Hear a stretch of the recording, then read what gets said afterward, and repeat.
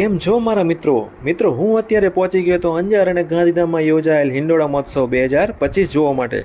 જી હા મિત્રો આ વખતના હિંડોળા મહોત્સવમાં શું નવું છે તે જાણવું છે તો ચાલો મારી સાથે। મિત્રો હું પહોંચી ગયો તો અત્યારે અંજારમાં હિંડોળા મહોત્સવ જોવા માટે, જ્યાં આગળ ભગવાન શ્રી કૃષ્ણ અને ભગવાન હરિને સુંદર અને કલાત્મક હિંડોળામાં વિરાજમાન કરવામાં આવે છે અને ભગવાન શ્રી હરિને ફળ, ફૂલ, અનાજ અને જ્વેલરીથી સુશોભિત કરવામાં આવે છે।